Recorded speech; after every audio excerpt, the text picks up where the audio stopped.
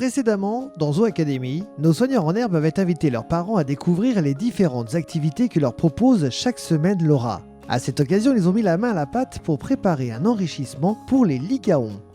Quelle sera la mission du jour ?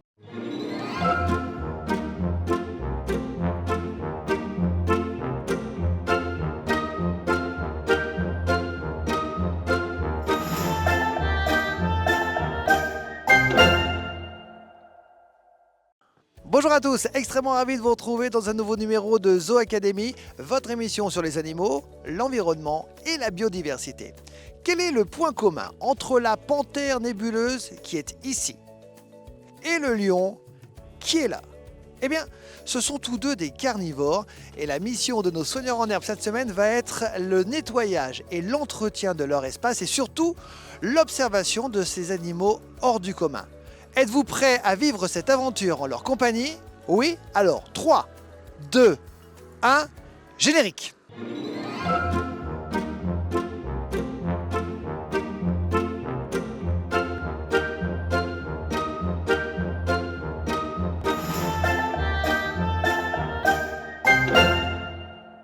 Alors, aujourd'hui, atelier soigneur, et on va aller voir, pour commencer, les panthères nébuleuses. Ouais, celles-là, vous les avez pas encore vues.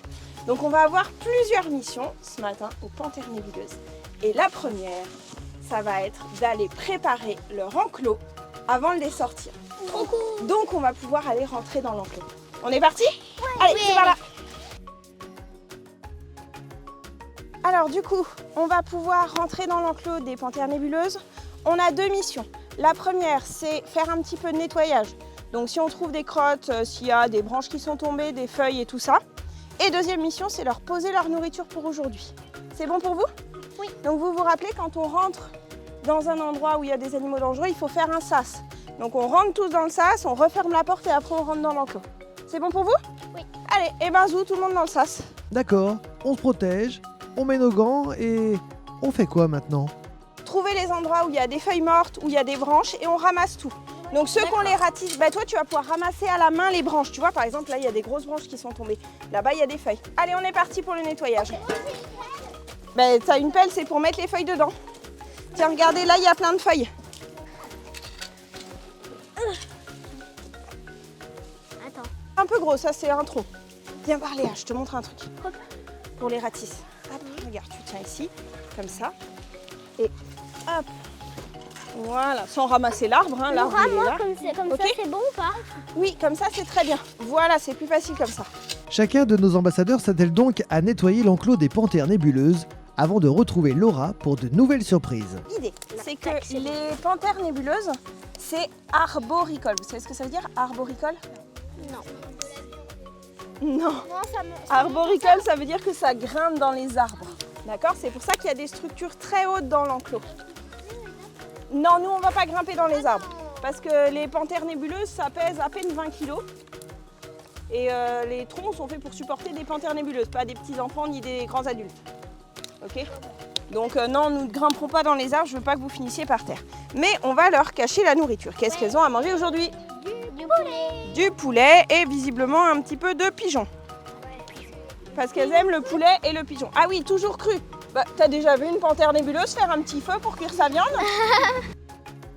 Évidemment que non, puisque la panthère nébuleuse a un régime alimentaire entièrement carnivore. Elle chasse à l'affût depuis la terre ou les arbres et se nourrit de proies variées. Il est temps pour nos soigneurs en herbe de cacher la nourriture dans l'enclos avant d'aller observer les réactions de ce magnifique animal. Alors normalement ça sort par la petite trappe là-bas, la petite trappe grise, si ça veut bien sortir. Bon, est-ce qu'il y a des nébuleuses qui veulent bien sortir? On va leur laisser le temps de sortir de leur grotte, si elles en ont envie. En attendant, essayons de connaître un peu mieux ce félin grâce à Nila Boutin, soigneuse au parc zoologique Le Pal. Alors une panthère nébuleuse est un félin d'assez petite taille qui vit en Asie. Il se distingue des autres panthères tachetées par rapport à justement ses taches à lui. La panthère nébuleuse, on l'appelle aussi panthère longibande, du fait de ses taches qui sont donc longues sur ça lui fait des longues taches en fait sur le corps. Et nébuleuse parce que ça ressemble, tout son pelage ressemble un petit peu à un nuage. Donc c'est pour ça qu'on l'appelle comme ça. C'est donc une petite panthère qui fait entre 10 et 25 kg, on va dire. Il y a une différence entre les mâles et les femelles, un petit écart de poids. Ils ont une queue qui est très longue. Il y a aussi une particularité au niveau de la mâchoire. La panthère nébuleuse, il semblerait que ce soit la panthère qui ait les canines les plus longues, proportionnellement à sa taille. Probablement une adaptation pour la chasse. Alors cette panthère, on la retrouve en Asie et dans différents biotopes. Elle va pouvoir s'adapter à différents milieux. Elle peut monter jusqu'à 3000 mètres en altitude, forêt, montagne, plaine, mangrove. Si elle a de la nourriture, un espace pour s'établir, elle pourra trouver un endroit où elle se sent en sécurité. Les panthères sont des animaux qui sont solitaires, donc ils vont avoir un territoire délimité. Pour délimiter ce territoire, ils vont faire du marquage olfactif. Ils ont des glandes à différentes parties du corps. L'urine aussi, les crottes leur permettent de délimiter ce territoire et d'éviter d'avoir des contacts avec des congénères et donc du coup d'éviter des conflits. Simplement, au moment de la période de reproduction, le mâle et la femelle vont se retrouver, vont s'accoupler, vont rester ensemble quelques jours, il va y avoir beaucoup d'accouplement. Et ensuite, le mâle repart sur son territoire et c'est la femelle qui élèvera seule ses petits, comme la plupart des félins. Il y a quelques exceptions, mais les panthères, ça fonctionne comme ça. Elles vont avoir environ 2 chatons et elles vont les élever pendant environ 2 ans. Puis après, les petits partiront à la recherche d'un nouveau territoire pour vivre tout seuls. La panthère nébuleuse est également un animal discret. Et malgré la longue attente de nos ambassadeurs, elle n'a pas pointé le bout de son nez. Alors, ne perdons pas un instant, place à la deuxième mission. Notre deuxième mission d'aujourd'hui, c'est d'aller dans le bâtiment des lions pour faire le nettoyage du bâtiment. Ok ? Donc, avant de rentrer dans un bâtiment de carnivores, il y a un protocole à suivre. Tout à l'heure, on était avec la soigneuse, donc c'est la soigneuse qui a fait le protocole. Là, aujourd'hui, sur celui-là, on est tout seul, donc du coup, c'est à nous de faire le protocole. Première chose, on vérifie où sont nos animaux. Dehors, dans l'enclos. Et il y a une petite précision, Likita, Larania et Hélios, donc nos 3 lions, sont bien dans l'enclos. Tout va bien, on sait où sont nos lions. On va mettre que nous, on est là. Attention, soigneur présent. Si, moi je suis considérée comme soigneur sur les pancartes. Parce que l'autre pancarte, c'est technicien ou jardinier. Ça marche pas, c'est pas moi. Donc nous, on est soigneurs. Donc on met qu'on est présent. Et avant de pouvoir rentrer, il va falloir que j'appelle un soigneur. Que je sois toujours en binôme avec un soigneur. Donc on va dire Laura pour Cyrielle. Oui. Oui, bonjour, il est 10h48, je rentre au bâtiment des Lions jusqu'à 11h05. Ok. Qu'est-ce qu'il faut respecter ? Il ne faut pas dépasser la ligne jaune. La ligne jaune, vous vous rappelez, c'est notre ligne de vie. Donc on ne la dépasse pas. Mais alors, on a une mission. C'est nettoyer les loges. Comment on nettoie les loges si on ne peut pas passer la ligne ? On regarde s'il n'y a pas de lion. Alors, moi, je regarde s'il n'y a pas de lion. Et une fois que j'ai vérifié que toute ma sécurité est bonne et qu'il n'y a pas de lion dans le bâtiment, là, on a le droit de la passer, la ligne jaune. Ok ? Allez, on va regarder ça. Tu as raison Laura d'insister sur la sécurité qui est primordiale lorsque l'on travaille avec des animaux sauvages. Chaque coin des bâtiments doit être scrupuleusement vérifié avant de pouvoir commencer à travailler. Maintenant que tout est ok, nos élèves de première année vont pouvoir nettoyer, balayer, astiquer afin que leur casa soit toujours pimpon. De notre côté, nous allons retrouver Nila qui cette fois va nous donner des informations sur le roi des animaux.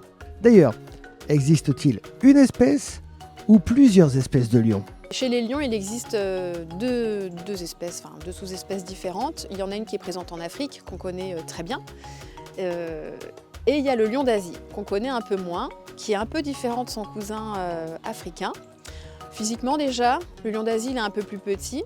Sa crinière, elle est aussi, la crinière du mâle, elle est beaucoup plus courte, beaucoup moins fournie. Parfois, on voit juste une petite crête sur le haut du crâne pour le différencier des femelles, mais elle n'est pas très imposante. Ce sont des animaux qui ont tendance à être plutôt solitaires, alors que les lions d'Afrique sont des animaux, ce sont les seuls félins qui sont très sociaux. En Asie, en fait, ce qui va être différent, c'est que les femelles vont former des petits groupes et les mâles vont vivre aux alentours des femelles, à proximité, mais ne vont pas forcément rester avec elles tout le temps. Ils peuvent être solitaires ou être avec un cousin, un frère. Et en fait, le mâle en Asie va être capable d'aller chasser tout seul. Ils vivent plutôt en forêt, ces lions. C'est aussi pour ça qu'il y a une adaptation physique. Ils sont plus petits, la crinière est plus courte pour pouvoir se balader plus facilement à travers ces forêts assez denses. Et c'est ce qui va aussi leur permettre de pouvoir chasser puisqu'ils vont être moins repérables des proies. Et donc ils ne sont pas dépendants des femelles forcément pour aller chasser. Par contre, ils vont avoir un comportement de reproduction évidemment toute l'année. Donc les mâles vont retrouver les femelles pour les accouplements. Il va y avoir de multiples accouplements pendant la période de chaleur. Et ensuite, les femelles élèveront leurs petits ensemble. Alors le lion d'Asie, avant, c'est un animal donc, qui était présent auparavant dans une grande partie de l'Asie. Et du fait de la déforestation, de la chasse, de sa disparition, aujourd'hui, on le retrouve uniquement dans une forêt, une réserve qui est protégée, la réserve de Gir en Inde. Et c'est le seul endroit au monde où on retrouve à l'état sauvage les lions d'Asie. Alors du coup maintenant avec notre crottin d'éléphant, ce qu'on va pouvoir faire c'est qu'on va aller se mettre au point de vue haut et puis on va pouvoir le lancer dans l'enclos des lions et puis on va voir comment ils vont réagir. Ça va faire un petit enrichissement olfactif, ça va un peu les intriguer et puis on va voir comment ils vont réagir. Ça vous va? Ouais, et ben allez, vous pouvez monter au point de vue et on est parti. Et on va commencer par Léa. On va prendre un bout. Attention, vas-y lance. Je crois qu'il s'est arrêté sur la grille. On va essayer de lancer un peu plus par au-dessus, ok? Allez, un autre. Qui c'est qui fait du lancer? Allez, vas-y, Lison. Vas-y, fort, au-dessus de la grille. Oui, ça a atterri dans l'enclos. Arania, Likita, Elios, allez! Bon non. Allez, Maï. Tu lances tout ça par au-dessus. Vas-y, fort, fort, fort.